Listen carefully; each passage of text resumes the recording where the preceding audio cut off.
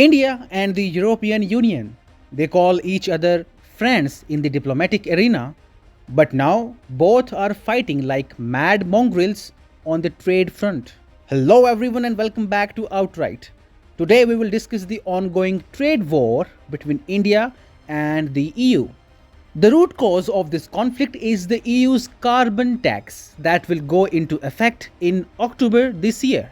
Through this tax, the EU has effectively linked its trade with the environment. Now, let's understand how this carbon tax regime will work. EU will impose extra tax on its importers for importing goods which is responsible for carbon emission. For instance, in the beginning, carbon intensive industries will be targeted, such as metal, chemical, cement, aluminum, and fertilizers.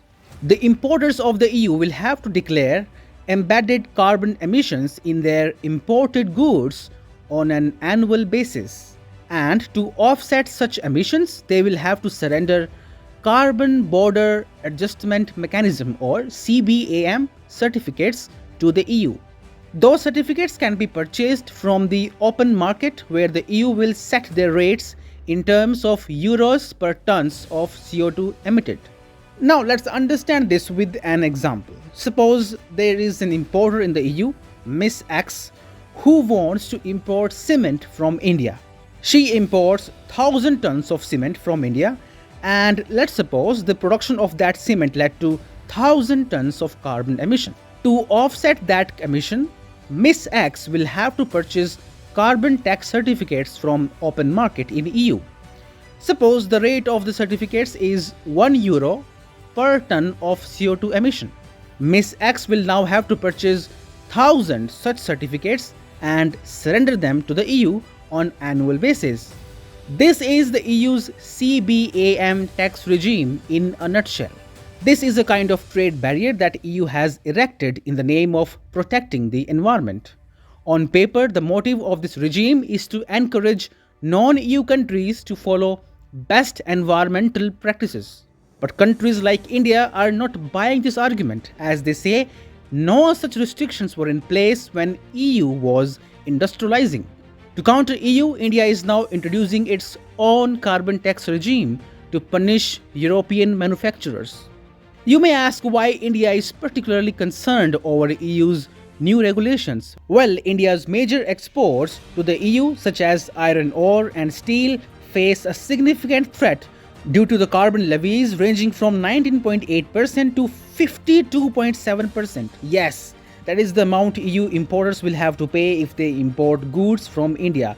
Now, that will hurt Indian businesses because EU importers will simply start to look for those nations where carbon emission is lesser. In India, carbon emission is high because we mostly use coal-fired power plants, just like the EU and US did when they were in the transition stage. Not just that, India is also courting international powers such as Brazil, China, Taiwan, and Thailand to jointly push back against the EU's carbon regime. Not just that, the government of India is also trying to get South Africa on board to launch a complaint at the World Trade Organization or WTO against the EU. India has also discussed the issue of carbon tax bilaterally with the Europeans. And for those who say India is running away from shouldering responsibility on climate change, here are some facts. India's per capita greenhouse gas emission are significantly lower than the global average, and that the US and Europe are chiefly responsible for historical emissions.